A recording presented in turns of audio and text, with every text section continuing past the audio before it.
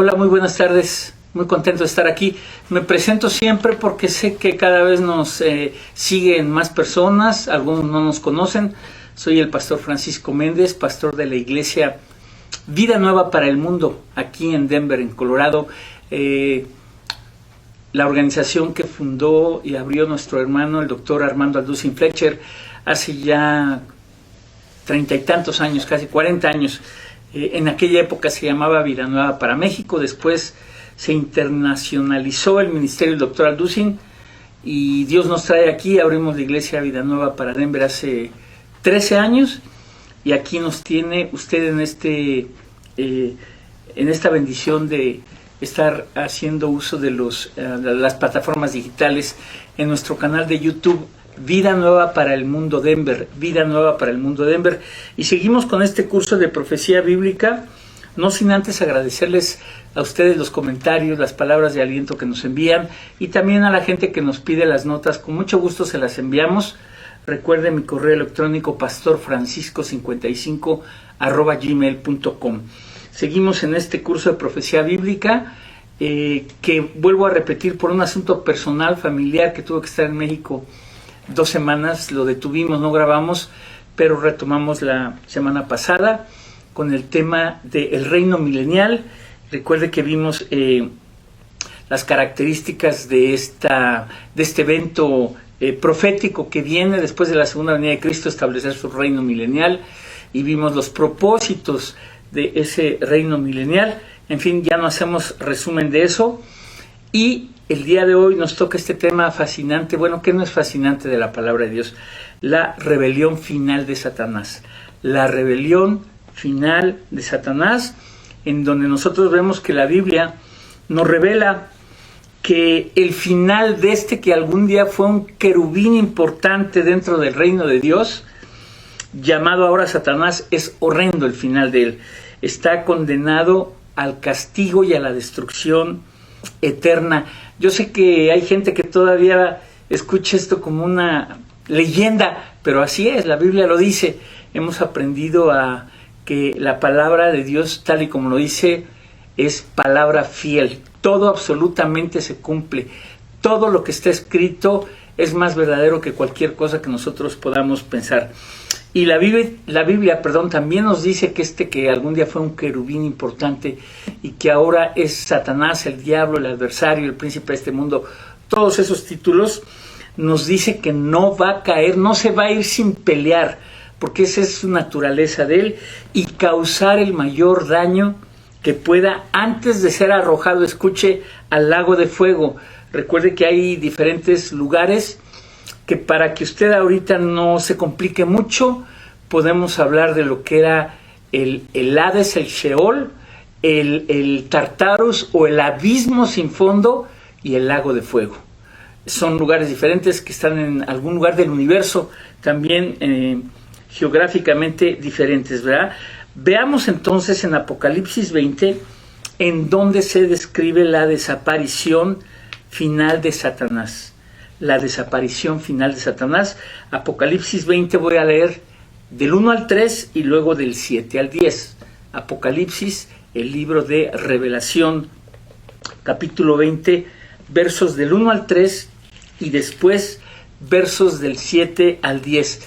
Ya llegando a la conclusión del plan de Dios, en donde, repito, este ser va a ser condenado y destruido al castigo y destrucción eterna. Dice así: vi a un ángel que descendía del cielo con la llave del abismo y una gran cadena en la mano, y prendió al dragón, la serpiente antigua, que es el diablo y Satanás, y lo ató por 1000 años, y lo arrojó al abismo y lo encerró y puso sus sellos sobre él para que no engañase más a las naciones hasta que fuesen cumplidos 1000 años.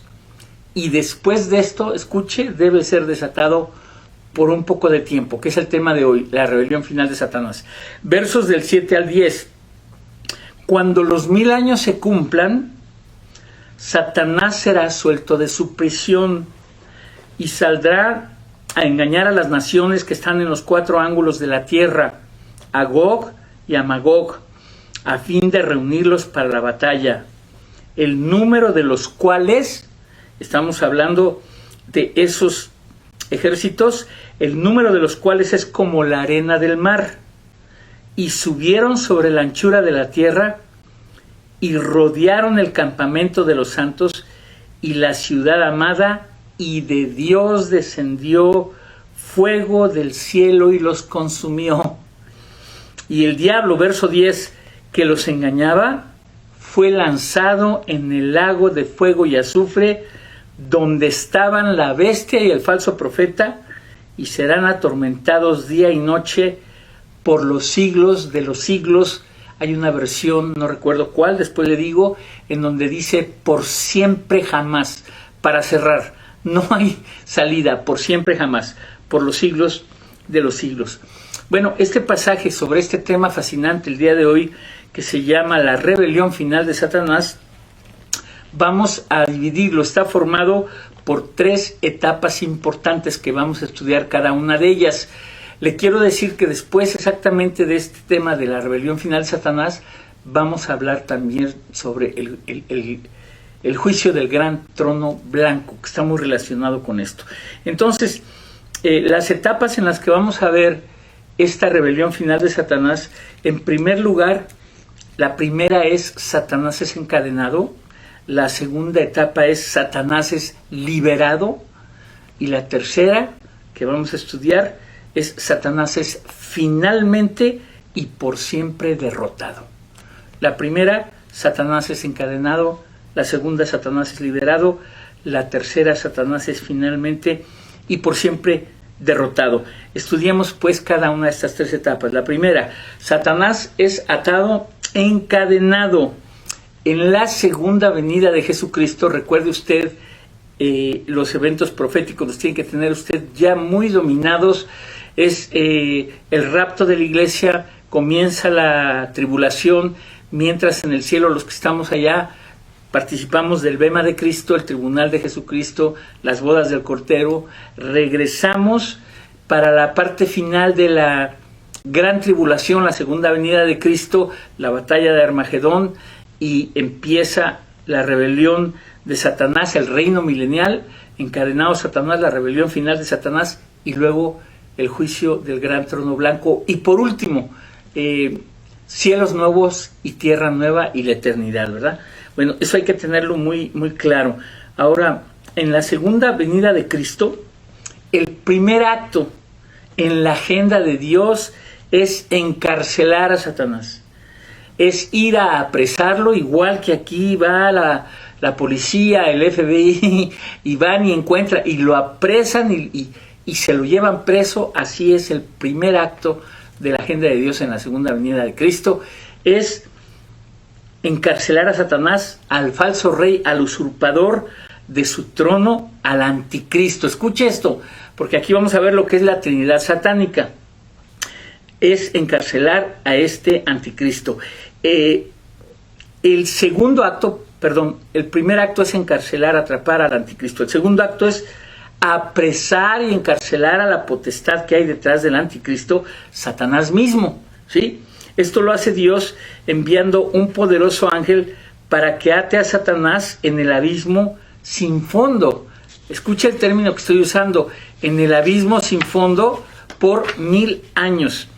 Recuerde que durante ese tiempo, este encadenamiento de Satanás, nosotros estamos en lo que en la teología se conoce como el milenio o reino milenial. Las últimas 2 conferencias, de recuerdo, hemos estado hablando sobre las características de este milenio, así como de sus propósitos, ¿verdad? Entonces, hay que tener en claro esto: la Trinidad satánica, Satanás representa de una forma grotesca a Dios el Padre, el anticristo representa a Jesucristo y el falso profeta al Espíritu Santo. Entonces, esa es la primera etapa en donde nosotros vemos que Satanás es atado, encadenado. La segunda etapa, Satanás es liberado. Al final de los 1000 años, Dios suelta a Satanás por un corto tiempo. Si usted quiere saber las razones, comprenderlas, el único pasaje que yo le puedo dar para que usted pueda comprender esto, a mí me ayudó muchísimo, porque no tenemos respuestas a todo, es la parte final del capítulo 11 de Romanos. Con esto le respondo, dice: oh profundidad de las riquezas de la sabiduría y de la ciencia de Dios, cuán insondables son sus juicios e inescrutables sus caminos, porque ¿quién entendió la mente del Señor? ¿O quién fue su consejero?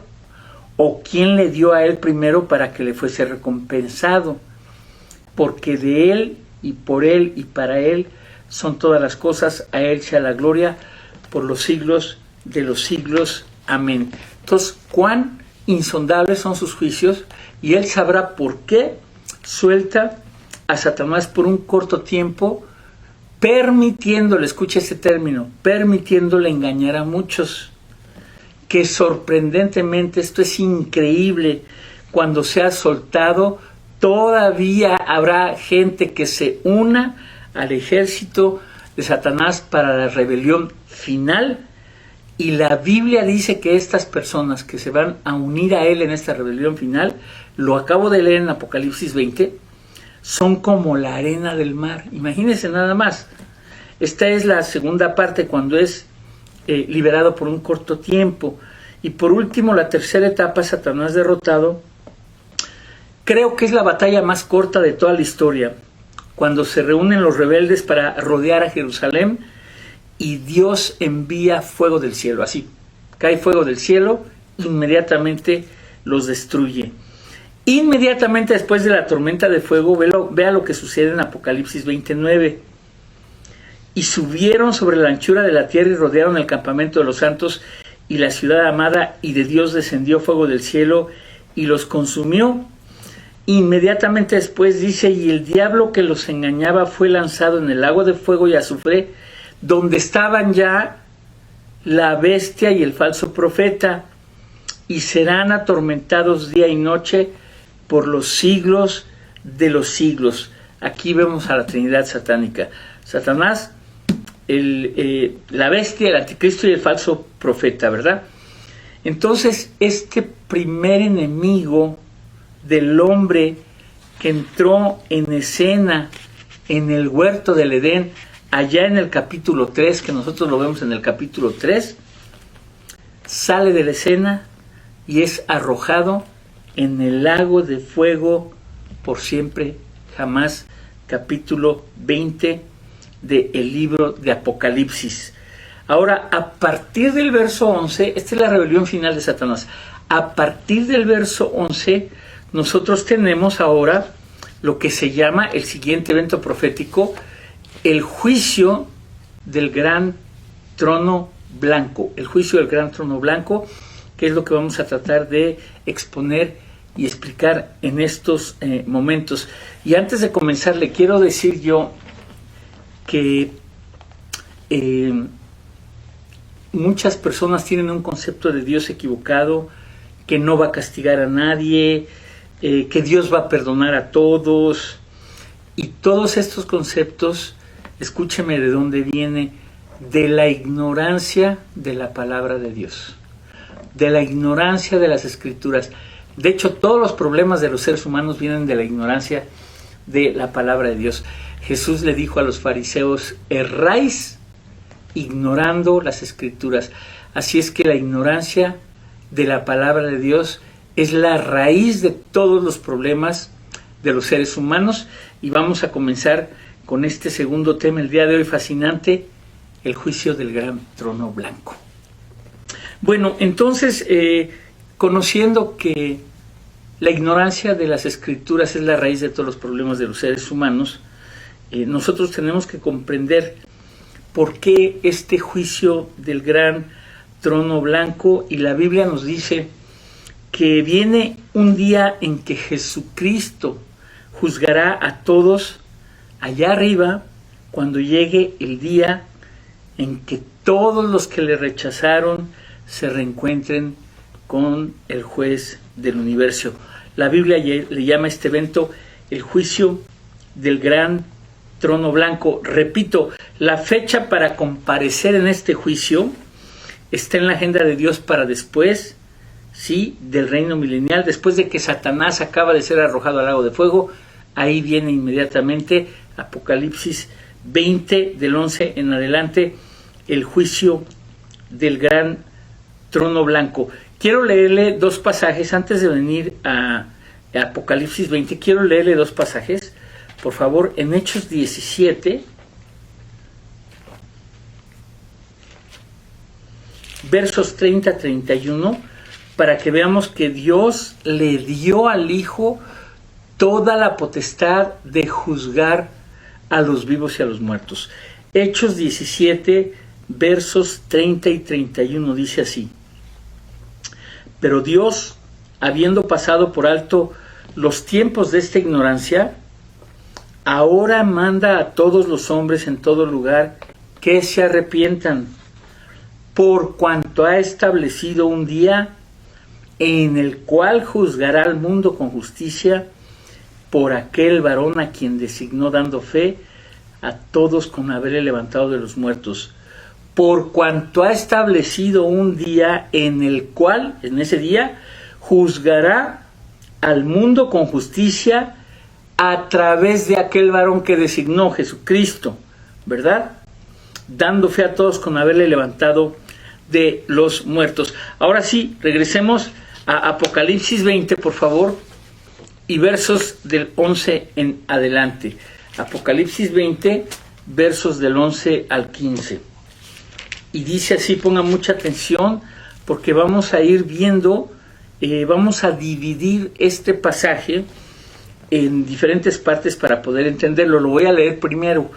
Apocalipsis 20, del 11 al 15, dice así: y vi un gran trono blanco. Perdón, quiero regresarlo. Acuérdese que acaba de ser lanzado Satanás al lago de fuego, a donde se fue a unir con la bestia y el falso profeta. Y en ese momento viene este pasaje que dice: y vi un gran trono blanco, obviamente el apóstol Juan hablando en Revelación, y al que estaba sentado en él, de delante del cual, del trono, gran trono blanco, huyeron la tierra y el cielo, y ningún lugar se encontró para ellos. Y vi a los muertos, grandes y pequeños, de pie ante Dios, y los libros fueron abiertos. Y otro libro fue abierto, el cual es el libro de la vida. Y fueron juzgados los muertos por las cosas que estaban escritas en los libros según sus obras. Y el mar entregó a los muertos que había en él, y la muerte y el Hades entregaron a los muertos que había en ellos, y fueron juzgados cada uno según sus obras. Y la muerte y el Hades fueron lanzados al lago de fuego. Fíjense, dos entidades espirituales son lanzadas al lago de fuego. La muerte y el Hades, ese lugar, ¿sí? Fueron lanzados al lago de fuego. Esta es la muerte segunda. Y el que no se halló inscrito en el libro de la vida fue lanzado al lago de fuego. Muy bien, dividamos este pasaje entonces. En primer lugar vamos a ver el tribunal. En primer lugar vamos a ver el tribunal, después veremos el juez, después quiénes son los acusados, las evidencias, el veredicto y la sentencia. Y quisiera llevarlos a ustedes, nosotros que vivimos aquí en Estados Unidos, conocemos lo que son las cortes, el proceso de una corte. Aquí es cosa muy seria las cortes, cuando eres invitado a un tribunal, ya sea como espectador o porque hay algún amigo o hay algún familiar, o incluso como parte del jurado te pueden seleccionar de una manera así, randomly se llama. Es imponente, la gente sentada, la atmósfera es totalmente seria, ahí no oyes risotadas ni bromas, está la cosa bastante seria. De repente se abre la puerta y entra una persona que se llama el procurador, y esta persona manda pararse a todo el mundo, se tiene que parar porque entra el protagonista principal, el juez, que viene vestido con una túnica oscura. Escúcheme, viene vestido con una túnica oscura. Este juez, cuando todo mundo se pone de pie, toda la gente cuando están en el juicio le llaman Your Honor, su honor o su señoría. Así se tienen que dirigir. El juez llama a las partes del juicio, a los acusados, a todos, por sus nombres y comienza el juicio. Esta es una comparación terrenal de la escena que ocurrirá en un día no muy lejano en la corte cósmica del universo. Imagínense. Entonces, vamos a revisar con lupa algunos de los componentes de esta corte. Dice, un gran trono blanco, en el griego mega, por eso usted oye mega iglesias, porque tienen 2, 3,000, 4,000 gentes. Esto se refiere al trono de Dios, es mega, más que por el tamaño, por la elevación en el universo. Es el trono más elevado en todo el universo. Por eso se llama mega, un gran trono, y dice blanco. Este color, los colores representan, igual que los números, la gematria, los colores tienen significados simbólicos en la Biblia. El blanco representa, escúcheme, la pureza, la santidad y la justicia de Dios. El blanco representa la pureza, la santidad y la justicia de Dios. Todos los veredictos que emanan de ese trono son perfectamente rectos, justos y verdaderos. Un juez humano falla. Todos los jueces humanos fallamos. Hay gente que me ha preguntado con muy buenas intenciones y le pido a Dios que siempre me dé sabiduría y humildad para saber contestar. Me han preguntado en servicios memoriales, en funerales, ¿en dónde está mi tío, pastor? Le digo, tú no quieres saber lo que yo te voy a decir. Tú tienes que descansar en la justicia de Dios, que es perfecta. Nosotros, quién sabe qué hagamos con eso. Dios es justo, perfectamente justo, recto, santo y puro. En eso tenemos que descansar. Entonces, todos los juicios emitidos, los veredictos que salen de ese gran trono blanco, que vemos en el capítulo 20, verso 11 de Apocalipsis, son perfectamente rectos, justos y verdaderos. Es el tribunal supremo del cielo y de la tierra. Eso en cuanto a este tribunal.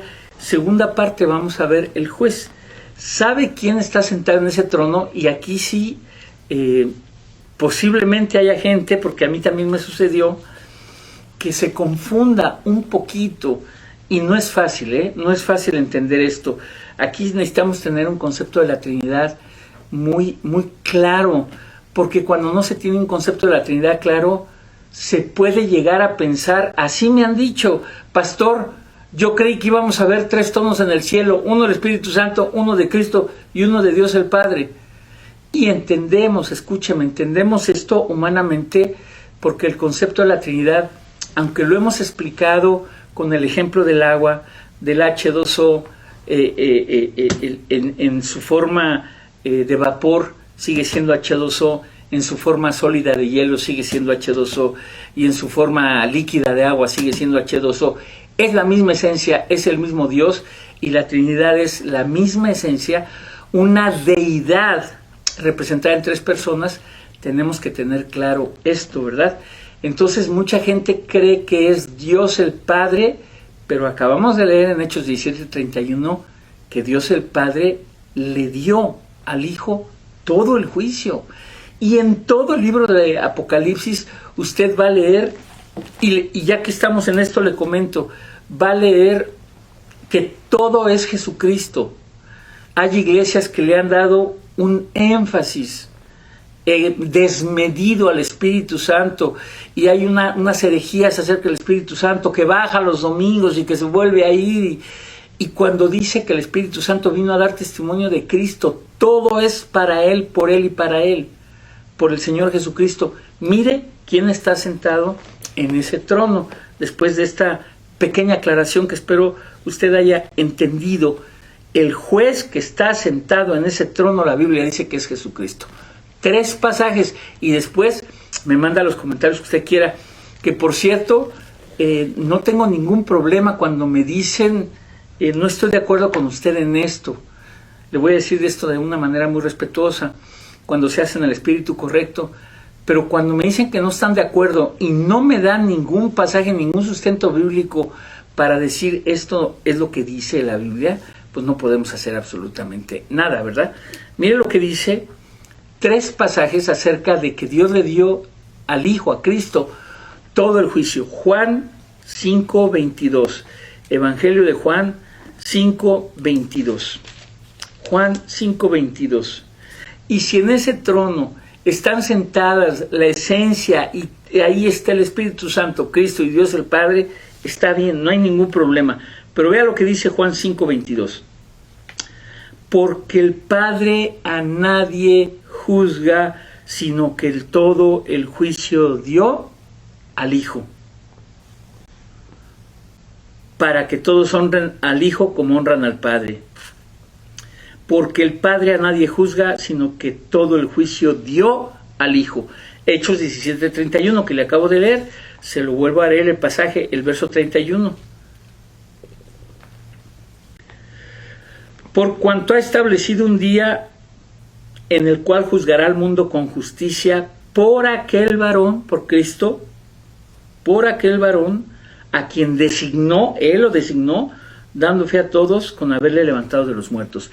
Segunda de Timoteo 4:1, y le puedo dar más, pero lo voy a dejar con esos 3 el día de hoy. Segunda de Timoteo, las cartas paulinas, capítulo 4 y verso 1. Segunda de Timoteo, capítulo 4 y verso 1. Te encarezco, hablando de que en ese trono va a estar sentado el Señor Jesucristo, te encarezco delante de Dios y del Señor Jesucristo, que juzgará a los vivos y a los muertos en su manifestación y en su reino. Esto es el juez. Ahora vamos a ver los acusados. En la Biblia, aquí en este pasaje, regresamos a Apocalipsis 20, que es el pasaje central donde estamos, y dice así, en el capítulo 20 y verso 12, vi a los muertos grandes y pequeños. Vi a los muertos grandes y pequeños. Por favor, no se refiere a personas chaparritas y personas altas. Se está refiriendo dentro del contexto a toda clase de personas con diferentes niveles de autoridad, grandes, pequeños, eminencias, gobernadores, reyes, pobres, campesinos, todos los muertos grandes y pequeños, a eso se refiere. Estos, recuerden, estas son todas las personas que rechazaron el regalo de vida eterna en Cristo Jesús. En Cristo Jesús. Recuerde que esta pregunta a mí me gusta explicarla de una manera muy importante y ahorita lo vamos a detallar, porque hay quien siempre nos pregunta, ¿y qué de aquellos que nunca oyeron hablar de Jesucristo? Porque usted sabe, la Biblia dice que es a través de Jesucristo, que solo hay un camino en el cielo, que solo a través de él se llega al Padre. ¿Y qué de las personas que nunca oyeron hablar de Jesucristo? Le contesto en unos segundos. Y la pregunta, ¿verdad? ¿Y qué de los que nunca oyeron hablar de Jesucristo? El Cauca, allá en la selva, en el Amazonas, los que nunca oyeron y se fueron y perdieron la vida antes de oír ni siquiera nada. Bueno, en Romanos 2 es muy claro, se lo dejo de tarea. Usted tiene que leer el capítulo 1 y el capítulo 2 de Romanos, en donde dice, escúcheme bien lo que le voy a decir, porque existen grupos y denominaciones que han caído en extremos graves de decir, todo mundo se va a ir al infierno, hasta el niño de 5 años que se murió sin haber recibido a Jesucristo se va a ir al infierno porque nunca oyó de Jesucristo. Y entonces uno dice, ¿qué pasa, no? En el capítulo 1, Pablo dice que todos los seres humanos son culpables delante de Dios. Escúcheme, porque acabamos de predicar, gracias a Dios, por la gracia de Dios, el libro de Romanos, verso por verso. Nos tardamos un poco más de un año. En el capítulo 1, Pablo establece que todos los seres humanos, todos llevamos ese virus dentro, todos somos culpables delante de Dios, el que ha oído y el que no ha oído, Porque al que no ha oído de Jesucristo, Dios le puso dos alarmas. Una es la creación de Dios, que dice que ningún ser humano tiene excusa al ver la creación de Dios. Nadie puede decir esto fue un accidente. Todos saben perfectamente que detrás de eso, dice Eclesiastés, que Dios puso la eternidad en los seres humanos y siempre van a buscar a quién adorar y siempre van a buscar algo hay detrás de esto. Dios puso eso en todos los seres humanos y Dios les puso una conciencia también a los seres humanos. Y después de eso, ya dice en Romanos 2, que Dios en su justicia a cada una de esas personas, de acuerdo a lo que recibieron, ya sea a través de la conciencia, del conocimiento de la creación, de que nunca oyeron de Cristo, o escúcheme, mientras más sabemos de la palabra de Dios, más culpables somos. De acuerdo a eso Él los va a juzgar, y por eso le digo que es tan importante que usted descanse en la justicia de Dios, ¿verdad? Entonces, grandes y pequeños se refiere a las personas con diferentes posiciones de autoridad. Recuerde que el día del tribunal de Jesucristo, Romanos 14, 2 Corintios 5, todos compareceremos para dar cuenta de lo que hicimos mientras estábamos en el cuerpo. En ese tribunal de Jesucristo, que es el juicio de obras de los cristianos, para evaluar nuestra fidelidad, nuestro servicio, nuestras intenciones, ahí se habla de ganancia y de pérdida de recompensas. Y esas recompensas están representadas en el milenio y en otras partes como posiciones de autoridad. Se lo voy a mostrar con la Biblia, pero acuérdese que ahí van a estar todas las personas en ese juicio del gran trono blanco. Perdónenme, voy a mencionar 3 nombres que casi todos sabemos: Hitler, Judas, Herodes, los que se creen justos por sí mismos, los cristianos nominales que nunca se convirtieron habiendo oído la palabra de verdad. Todos van a estar delante, grandes y pequeños, en ese juicio del gran trono blanco, en el cual Dios puso a Jesucristo a juzgar a los vivos y a los muertos. Es un día donde nadie se puede esconder. No hay abogados carísimos que tú pagues como aquí se paga para que te saquen por insanidad mental. No los hay. No hay fianza de 2,000 millones de dólares. Nadie te puede sacar. Como aquí sí se puede. Acabo de leer de un falso profeta, el líder de la luz del mundo. Le subieron la fianza a más de 100 millones de dólares. O sea, no hay fianza que te libre de ese juicio del gran trono blanco. Todos deben comparecer.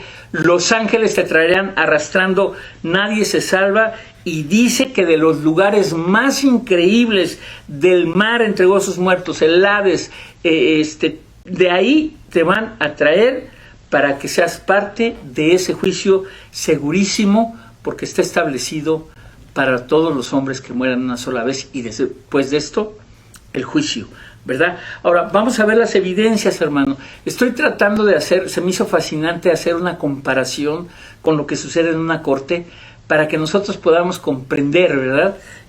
Todo lo de ponerse de pie, llorón, o sea, todas estas cosas.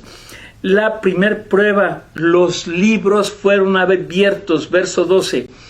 Vi a los muertos grandes y pequeños, de pie ante Dios, y los libros fueron abiertos. O sea, el registro histórico, cronológico, real de toda tu vida, de toda la vida de los seres humanos, con todas sus obras, pensamientos, intenciones, todo eso está registrado en esos libros. Acompáñeme, por favor, al libro del profeta Daniel, capítulo 7 y verso 10, porque como dice la Biblia, precepto sobre precepto, un poquito de aquí, un poquito de allá. Mire lo que dice en Daniel 7:10. Un río de fuego procedía. Ya estamos en las visiones, ya pasó la cronología de los hechos de Babilonia. Ahorita ya son la visión de Daniel, del anciano de días, de las bestias, de todo esto. Dice Daniel 7:10. Un río de fuego procedía y salía de delante de él. Millares de millares le servían y millones de millones asistían delante de él. El juez se sentó y los libros fueron abiertos.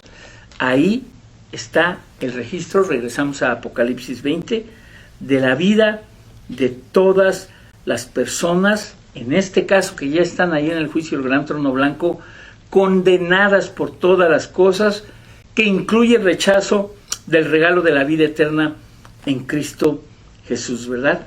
Y repito, de todos lugares, porque aquí dice, el mar entregó a los muertos, la muerte y el Hades entregaron a los muertos, o sea, de todas partes van a salir. Esa es la primera evidencia, los libros fueron abiertos.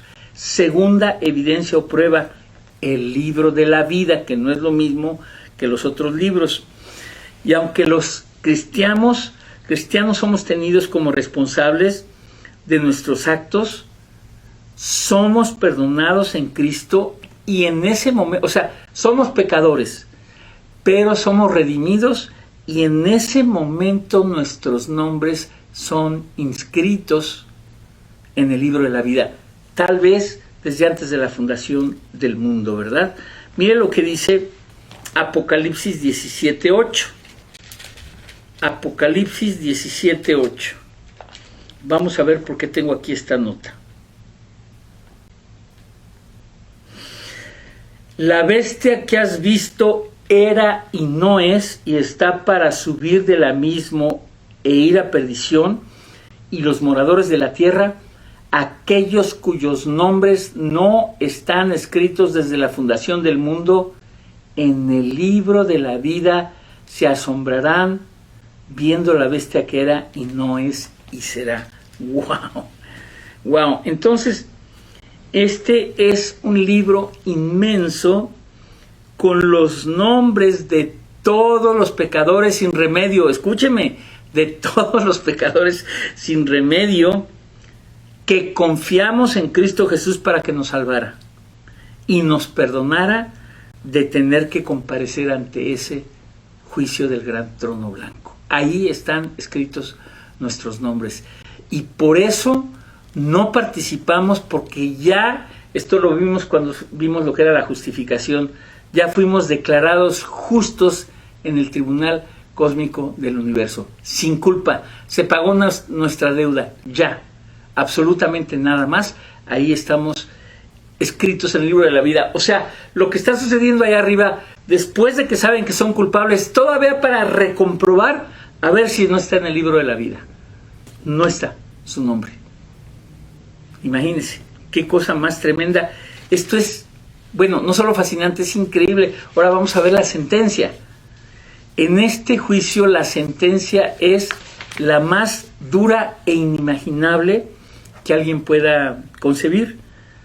Una eternidad en el infierno. Por ahí le tengo que decir, y por ahí tengo algunos compañeros conocidos, hay algunos grupos, algunas sectas, el adventismo del séptimo día tuvo una gran cisma, un quiebre, y se separó la iglesia adventista del séptimo día, que hay que decirlo, han hecho cosas muy buenas por los seres humanos, tienen grandes hospitales, son muy sanos para comer, en fin, hubo una cisma y se separaron el grupo de los rígidos, los extremistas, los que dicen que tienes el 666 y la marca de la bestia y te vas a ir al infierno si no adoras los sábados, y todo esto con enseñanzas heréticas que vienen de Guillermo Russell, de los testigos de Jehová, en fin, de todo esto, ¿verdad?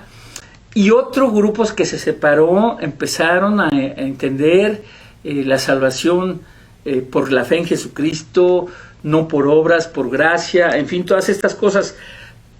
Pero el punto es este: muchos de los adventistas del séptimo día no creen, dentro de las cosas que creen equivocadas, graves, dicen que Jesús es el arcángel Miguel. Jesús no es ningún arcángel, y el arcángel Miguel es el arcángel Miguel.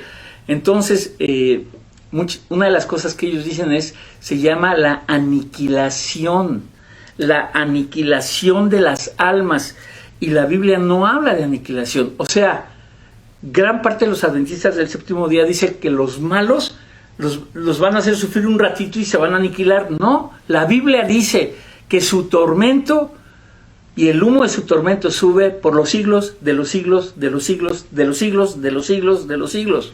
No existe esto de la aniquilación de las almas, ¿verdad? Entonces, la sentencia es precisamente una eternidad en ese lugar llamado el lago de fuego. Esto es increíble, ¿verdad? Ahora, quiero cerrar con algo sensacional. La duración de ese castigo es ilimitada.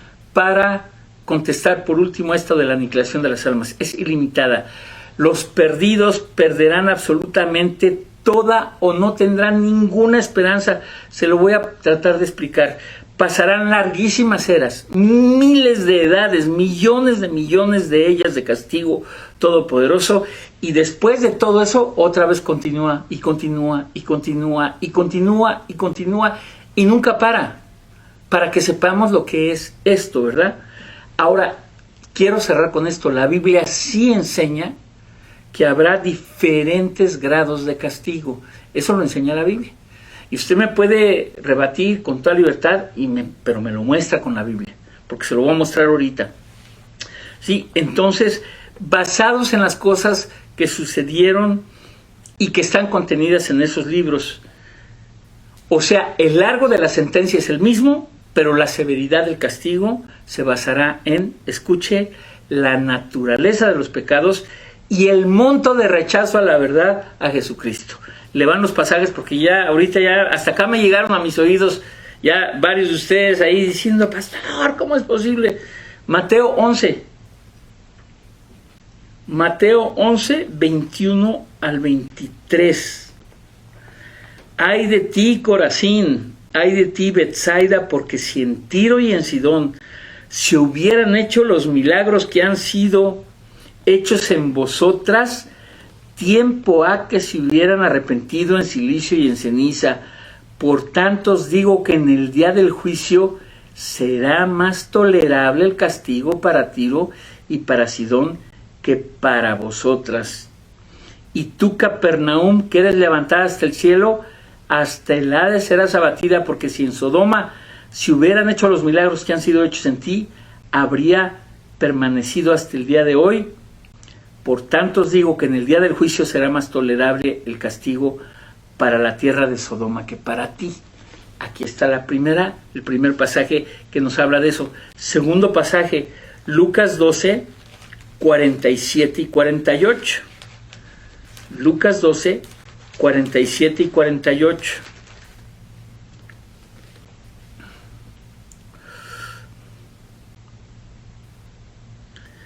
Y habla de la fidelidad, todo el contexto de este pasaje. Dice, aquel siervo que conociendo la verdad, la voluntad de su Señor, no se preparó ni hizo conforme a su voluntad, recibirá muchos azotes. Mas el que sin conocerla hizo cosas dignas de azotes, será azotado poco, porque a todo aquel a que se le haya dado mucho, mucho se le demandará, y al que mucho se le haya confiado, más se le pedirá. Y decimos como Jesús, el que tenga oídos para oír, que oiga. Y por último, Romanos 2, 5 y 6. Romanos 2, 5 y 6. Un ejemplo, en Mateo 5, en el Sermón del Monte, el Señor Jesús dice que en la época de la gracia, que en algunas cosas, escúcheme, es más dura la cosa que en la ley. Dijo, con que en tu mente y en tu corazón pienses de una mujer, ya adulteraste. Ahora yo le digo algo, es cierto, pero no va usted a igualar las consecuencias de llevarlo a cabo físicamente a nada más pensarlo. Aunque las intenciones son las mismas, usted sabe que las consecuencias ya cambian, ¿verdad? Es un ejemplo para que podamos entender este punto de que va a haber diferentes niveles de castigo y de severidad. Romanos 2, 5 y 6. Pero por tu dureza y por tu corazón no arrepentido, atesoras para ti mismo ira, para el día de la ira y de la revelación del justo juicio de Dios, el cual pagará a cada uno conforme a sus obras. vida eterna a los que perseverando en bien hacer buscan gloria y honra, inmortalidad, ira y enojo a los que son contenciosos y no obedecen a la verdad. Y continúa el pasaje.